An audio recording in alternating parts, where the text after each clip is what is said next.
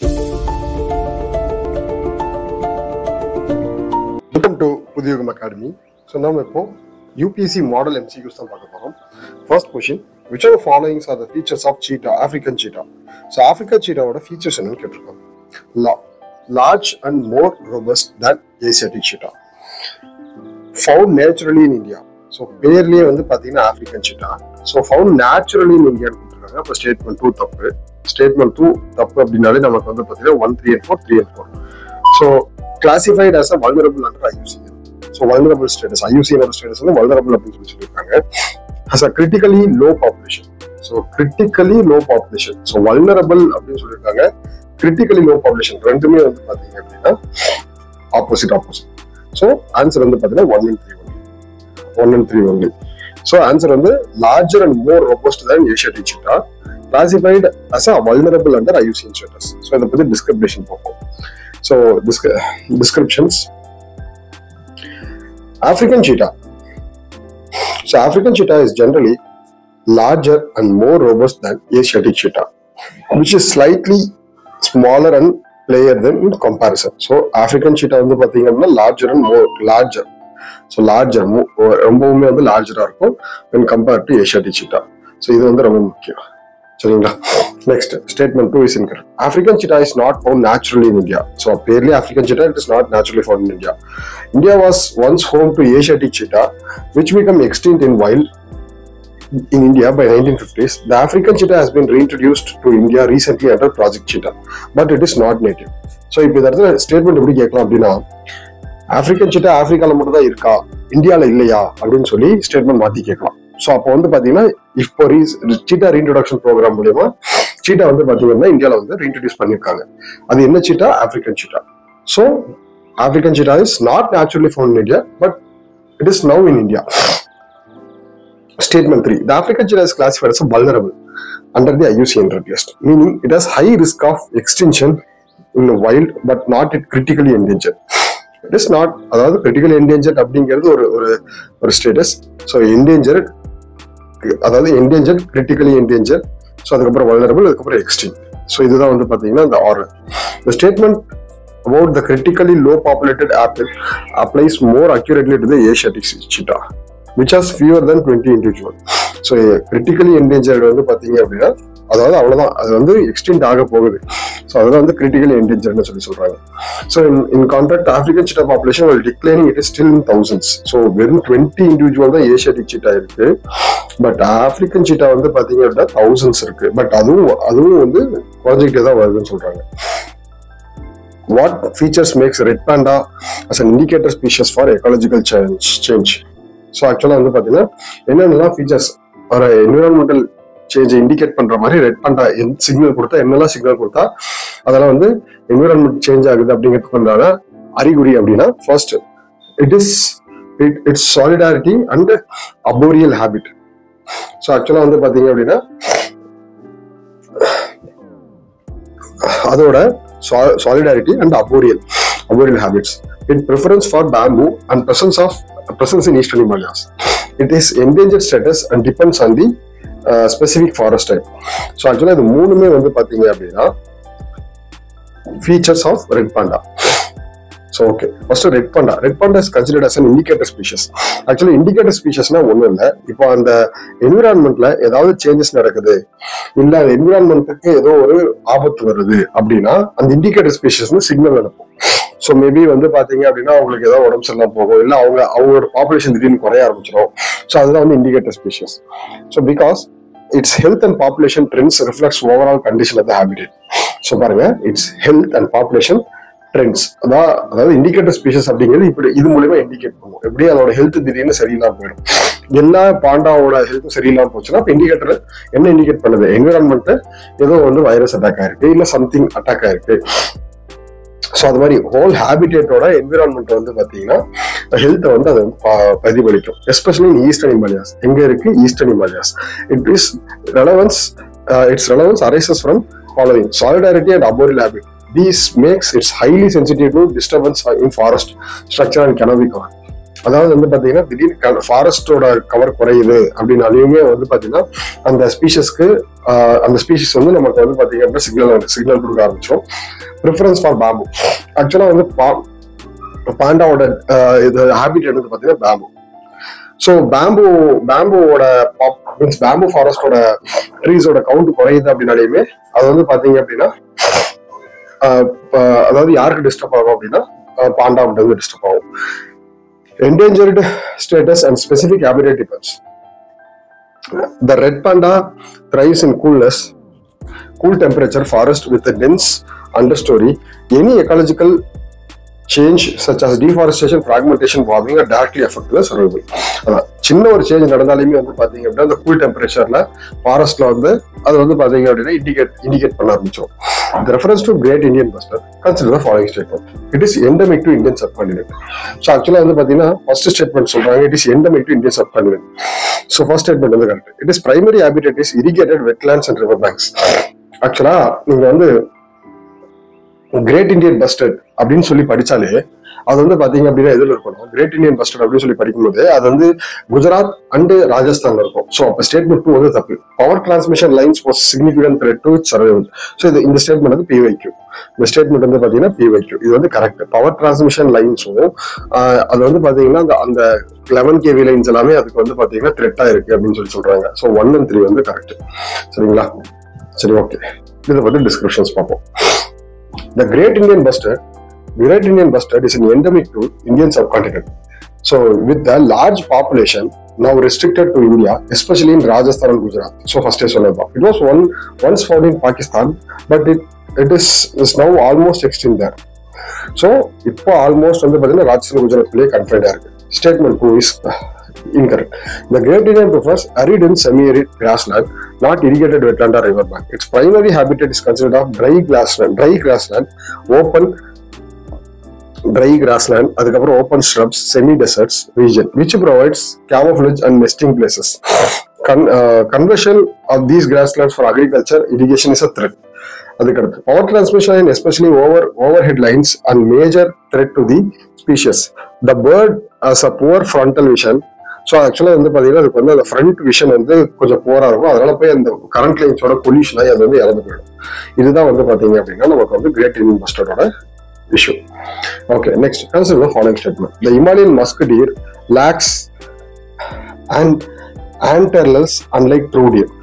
So அந்த கொம்பு வந்து பார்த்தீங்கன்னா ஹிமாலயன் மஸ்க் டீருக்கு இருக்காது அப்படின்னு சொல்லி கேட்க சொல்றாங்க. The Himalayan musk deer inhabits area that coincides with snow leopard landscape in India. ஆக்சுவலா வந்து பாத்தீங்கன்னா ஸ்டேட்மெண்ட் 1 மட்டும் தான் கரெக்ட். ஸ்டேட்மெண்ட் 2 வந்து தப்பு. Okay, statement 1 is correct. The Himalayan musk deer lacks antlers which distinguish from true deer family. So deer அப்படின்னாலே அது வந்து பாத்தீங்க அப்படின்னா அந்த ஒரு கொம்பு இருக்கும். ஸோ அது இருக்காதுன்னு சொல்றாங்க. Instead of antlerless males possess elongated upper canines. So upper canines அந்த பல்லு வந்து பாத்தீங்க அப்படின்னா ரொம்ப முன்னாடி இருக்கும். ஸோ அதுக்கு அடுத்து வந்து gives a fang like appearance. These features of characteristics of Mochets family in which musk deer belongs. Statement 1 is correct. ஓகேங்களா? ஓகே, ஸோ ஸ்டேட்மெண்ட் 2 வந்து பார்த்தீங்கன்னா இன்கரெக்ட். ஸ்டேட்மெண்ட் 2 வந்து பார்த்தீங்க அப்படின்னா the Himalayan musk deer inhabits the area. ஆக்சுவலாக வந்து Himalayan musk deer வந்து பார்த்தீங்க அப்படின்னா அதாவது ஆல்மோஸ்ட் வந்து காஷ்மீர் அந்த மாதிரி ரீஜன்ஸ்ல இருக்கும். பட் ஸ்னோ லியோபார்ட் வந்து பார்த்தீங்க அப்படின்னா it comes along the region of Uttarakhand அந்த ரீஜன்ஸ்ல வந்து இருக்கும். ஓகேங்களா? Next, Kuno consider the following statement. Kuno National Park was selected as the site for cheetah reintroduction under the Project Cheetah. So actually வந்து பாத்தீங்க அப்படின்னா கரெக்ட். குனோ பால்பூர் வந்து குனோ நேஷனல் பார்க் வந்து பாத்தீங்க அப்படின்னா cheetah reintroduction program வந்து செலக்ட் பண்ணதுதான். Okay, the park has undergone complete relocation of human settlement and offer savanna-like habitat. ஆக்சுவலா சீட்டாஸ் இருக்கணும் அப்படின்னா அந்த இடத்துல வந்து கிராஸ்லேண்ட் இருக்கணும். அதனால வந்து என்ன பண்ணாங்க அப்படின்னா அந்த சவானா-லைக் ஹேபிட்டை கிரியேட் பண்ணி அதுல வந்து சீட்டா வந்து இன்ட்ரோடியூஸ் பண்ணாங்க. So statement 2 correct. Statement 2 explain statement 1 தான். ஸோ ஆன்சர் வந்து பாத்தீங்கன்னா correct. Statement 1 is correct. Kuno national park located in Madhya Pradesh. நல்லா பாருங்க, குனோ நேஷனல் பார்க் எங்க இருக்குன்னு கேட்டாலுமே அப்படியும் வரும். Kuno national park which state, cheetah reintroduction program, இது மூணுமே சேர்ந்து ஒரு லைன்ல வரும். ஸோ வேற இல்லைன்னா தப்பா வேற நேஷனல் பார்க் கொடுப்பாங்க. தப்பா வேற நேஷனல் பார்க் கொடுத்து அதை வந்து பாத்தீங்க அப்படின்னா கரெக்ட் பண்ண சொல்லுவாங்க. ஸோ மீன்ஸ் சூஸ் பண்ண சொல்லுவாங்க. ஸோ ஆக்சுவலா Kuno national park is located in Madhya Pradesh was officially selected as site for reintroduction of cheetah in under project cheetah. Marks world first intercontinental land carnivore translocation initiative. பாருங்க, இது வந்து கொஞ்சம் கஷ்டமான ஸ்டேட்மெண்ட் தான். This marks world first intercontinental large carnivore, அதாவது இதுதான் வந்து first intercontinental large carnivore translocation initiative with cheetahs brought in Namibia. எங்கிருந்து வந்துச்சு அப்படின்னா Namibia and South Africa. First வந்து இது எல்லாமே இது மூணுமே வந்து பாத்தீங்க அப்படின்னா ஒரு கொஸ்டின். ஏன்னா ஆக்சுவலா சீட்டா ரீஇன்ட்ரோடக்ஷன் ப்ரோக்ராம் வந்து ஃபர்ஸ்ட் வந்து ஃபெயிலியர் ஆகக்கூடிய சுச்சுவேஷன்ல இருந்து இப்போ சக்சஸ் ஆக போகுது. ஸோ சக்சஸ் ஆல்மோஸ்ட் வந்து பாத்தீங்கன்னா இந்த கர்வ்ஸ் வந்து it gave birth to 3 or 4 curves நினைக்கிறேன். ஸோ அதனால வந்து என்னன்னா இது வந்து இந்த வருஷம் கேட்கறதுக்கு வாய்ப்பு இருக்கு. ஸோ சீட்டா ரீஇன்ட்ரோடக்ஷன் ப்ரோக்ராம் வந்து எந்த கண்ட்ரில இருந்து ரீஇன்ட்ரோடியூஸ் பண்ணாங்க? நமீபியா அண்ட் சவுத் ஆப்பிரிக்கா ரெண்டுமே ஆப்பிரிக்கன் கண்ட்ரிஸ் தான். ஓகே, ஸோ இது ரெண்டுமே வந்து பாத்தீங்கன்னா ஆக்சுவலா இது 2 கண்ட்ரில இருந்து நம்ம வந்து சீட்டா ரீஇன்ட்ரோடியூஸ் பண்ணோம். ஸோ அந்த சீட்டா வந்து இப்ப ஹெல்த்தியாவும் means birth to 3 or 4 cubs. Okay, statement 2 is correct. Explains the statement 1. Kuno National Park had earlier undergone complete relocation of human settlement. Paranga, complete relocation of human settlement, particularly for potentially reintroduction of Asiatic lion. This vacated the space along with the grassland and open woodland areas, mimics savanna-like ecosystem, which is suitable for cheetahs, since the availability of such habitats and human-free zone directly enables the decision to introduce cheetahs. So ஆக்சுவலா அதுதான் அந்த இடத்துல வந்து grassland அந்த concept வந்து பாத்தீங்கன்னா அந்த இடத்துல கிராஸ்லேண்ட் இருக்கு. அது இருக்கிறதுனாலதான் grassland is an habitat of cheetah. So அதுதான் வந்து பாத்தீங்கன்னா அவங்க சொல்றாங்க.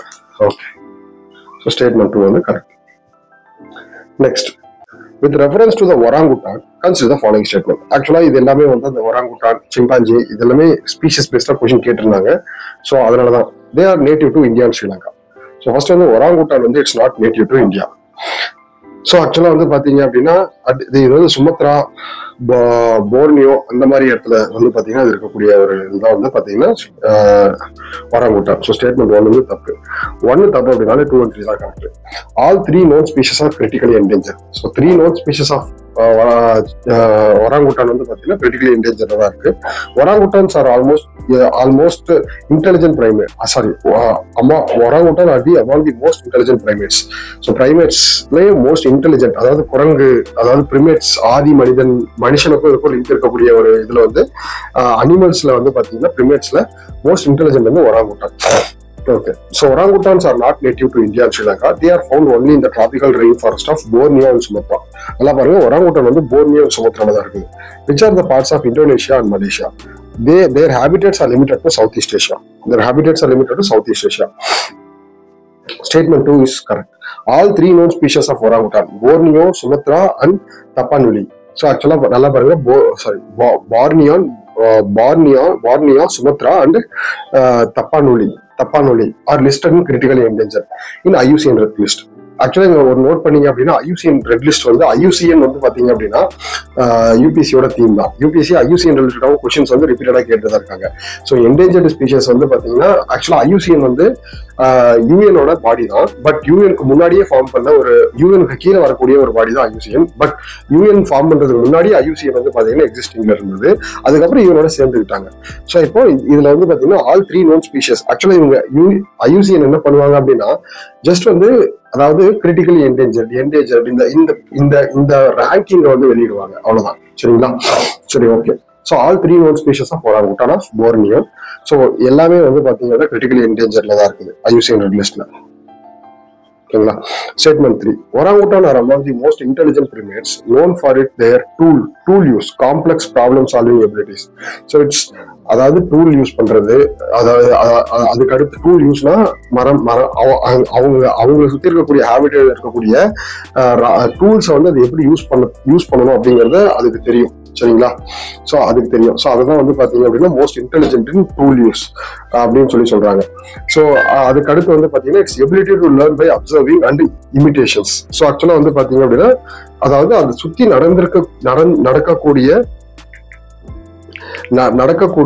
அதை சுத்தி நடக்கக்கூடிய சுச்சுவேஷன்ஸ் எல்லாம் பார்த்து அது வந்து பாத்தீங்க அப்படின்னா என்ன பண்ணிக்கும், அப்சர்வ் பண்ணி அது வந்து கத்துக்கும்னு சொல்லி சொல்றாங்க. ஓகேங்களா? ஸோ இது வந்து ரொம்ப ரொம்ப முக்கியம். ஸோ இது வந்து பாத்தீங்க அப்படின்னா ரொம்ப ரொம்ப முக்கியம்.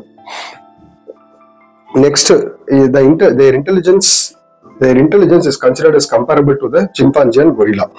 ஸோ அதாவது அதோட இன்டெலிஜென்ஸ் வந்து பாத்தீங்கன்னா compare to chimpanzee and gorilla அப்படின்னு சொல்லி சொல்றாங்க. ஓகேங்களா? ஸோ இதுதான் வந்து பாத்தீங்கன்னா ஒராங்குட்டானோட இது. Okay, next, which of the following statement are about red-eared slider turtle are correct? ஆக்சுவலா டர்ட்டிலுமே இந்த வருஷம் வந்து டர்ட்டில் பத்தியுமே நிறைய PYQs வந்து கேட்டிருக்காங்க. ஸோ இது எல்லாமே வந்து கொஸ்டின்ஸ் எல்லாமே வந்து பாத்தீங்க அப்படின்னா PYQs பேஸ் பண்ணி நம்ம எடுத்ததுதான். அது ஃபர்ஸ்ட் நம்ம புரிஞ்சுக்கணும். சரிங்களா? So native to India red-eared turtle. Actually native to இந்தியாங்கிறதே தப்பு தான். threatened native turtle species. So threatens native which of the following statement is about red-eared slider turtle are correct? So native to India அப்படிங்கிறது தப்பு. threatens native turtle species. அப்போ அது வந்து invasive species. So ஒன்னு நேட்டிவா இருக்கணும், இல்ல threatened native turtle species, threatens native turtle species இருக்கணும். First native கிடையாது. அப்போ 1 இல்லை அப்படின்னாலே 2, 3. ஓகே, 2, 3, 4 இருக்கா இல்லையான்னு பார்க்கணும். Competes to the food and basking sites. Return, அதாவது இது வந்து இன்வெசிவ் ஸ்பீஷியஸ் அப்படின்னாலே 2 and 3 வந்து கரெக்டா இருக்குது. Often released in urban water bodies. Release in urban water bodies. So இது வந்து அர்பன் வாட்டர் பாடிஸ்ல இருக்குன்னு சொல்லி சொல்றாங்க. ஸோ இது வந்து பாத்தீங்கன்னா 3மே correct.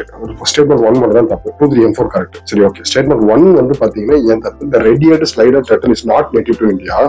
It is native to southern United States and northern Mexico.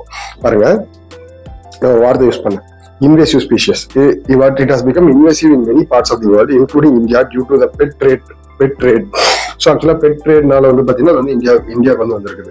So red-eared slider turtle இது வந்து பாத்தீங்கன்னா இந்தியாவோட இன்வேசிவ் ஸ்பீஷஸ் எங்க இருந்து வந்திருக்கு? USA இருந்து வந்திருக்கு, மெக்சிகோல இருந்து வந்திருக்கு. So it is known to threaten native turtle species by outcompeting them for resource and spreading diseases, thereby affecting biodiversity and non-native ecosystem. Statement 3. The red-eared slider competes with aggressive for food basket space and habitat, leading to displacement of indigenous species. So இது வந்து correct. Many individual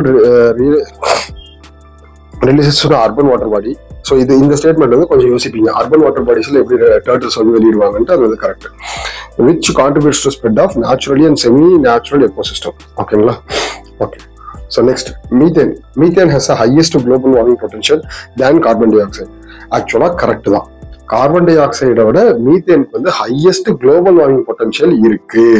so இந்த ஸ்டேட்மெண்ட்டை பார்க்கும்போது நிறைய பேர் இல்ல carbon dioxide தான் highest global warming பொட்டன்ஷியல்னு எடுத்துக்கிட்டா மீத்தேன்.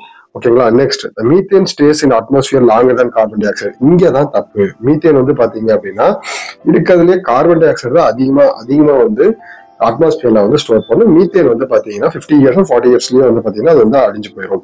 ஸோ ஸ்டேட்மெண்ட் 1 வந்து கரெக்ட், ஸ்டேட்மெண்ட் 2 வந்து தப்பு. இப்போ இது வந்து ரொம்ப ரொம்ப முக்கியம். கண்டிப்பா வந்து பாத்தீங்க அப்படின்னா எக்ஸாம்ல வரும். So methane has a higher global warming potential than carbon dioxide. Over 100-year period, methane gigawatt pound is around 28 to 36 times greater than carbon dioxide. So இந்த மாதிரி கணக்கெல்லாம் தேவையில்ல. மீத்தேனோட குளோபல் வார்மிங் பொட்டன்ஷியல் வந்து அதிகம். எதை கம்பேர் பண்ணும்போது உங்களுக்கு வந்து பாத்தீங்க அப்படின்னா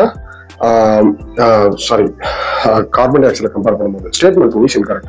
While methane is more potent and short-lived in the atmosphere with the average lifetime is about 12 years, whereas about carbon dioxide can remain of centuries. Carbon dioxide வந்து பாத்தீங்கன்னா centuries வரை இருக்கும்னு சொல்றாங்க. Carbon dioxide வந்து centuries வரை இருக்கும்னு சொல்றாங்க, depending on carbon cycle. So okay. So statement, consider the following statement.